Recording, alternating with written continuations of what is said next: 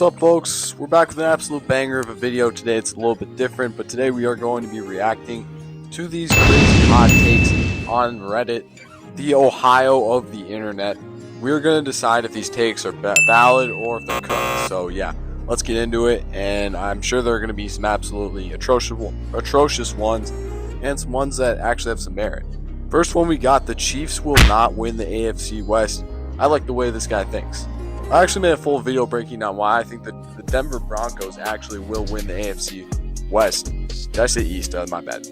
I genuinely believe the Broncos have a way better roster, top to bottom, than the Kansas City Chiefs. Kansas City Chiefs also strengthened the schedule. They have an absolute gauntlet that they have to play in next year. If you want more information, I'll link the video right about now. But yeah, I have the Denver Broncos winning this division, so this take is absolutely valid. Another AFC West take: we have the Raiders go 10-7 and steal a playoff win. This is an interesting one.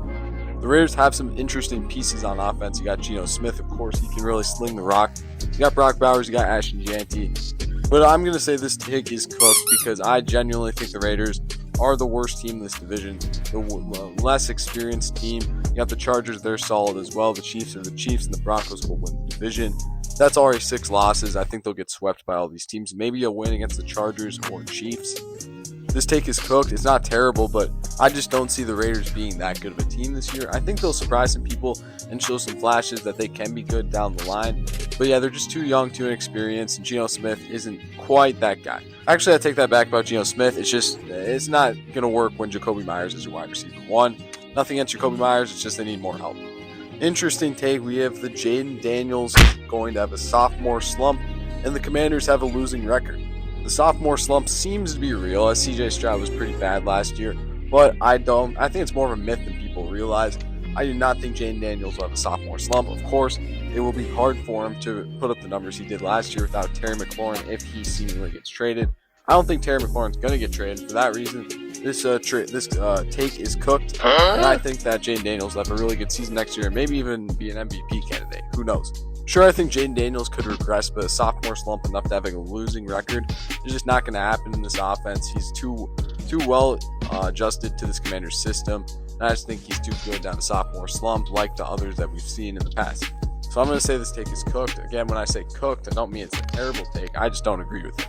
This guy thinks that Jameis Winston wins the starting spot on the Giants and makes the Pro Bowl. This take is absolutely diabolical, but, I mean, crazier things have happened. In New York, they seem pretty set on Russell Wilson, and even Jackson Dart could get some reps.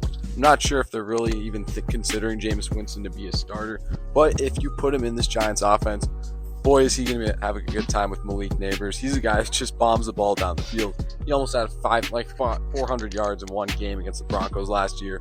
Jameis Winston is just one of the funniest quarterbacks in football, statistically and off the field. I mean, I could see this happening, but right now it just seems like Dangerous will get the job.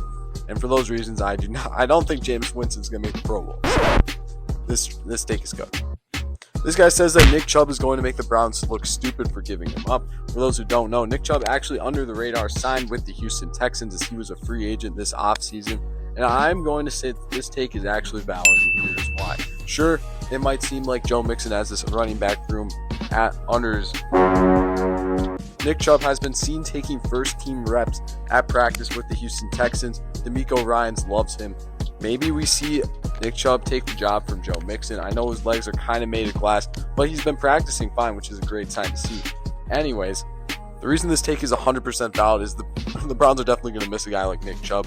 Jerome Ford is not that guy for now. We've seen what he can do as a starter, and I mean, he's been fine, but he's just not Nick Chubb level of talent. That's why they drafted Quinshon Judkins, and let's just say Quinshon Judkins will not be seeing the football field anytime soon. This take is absolutely valid. This absolute psychopath says the Vikings will choke away a 20-point lead in the NFC Championship game. Absolutely valid. As a Vikings fan, this take just couldn't be more spot on. This guy says that the Carolina Panthers win the NFC South. This take is valid, absolutely.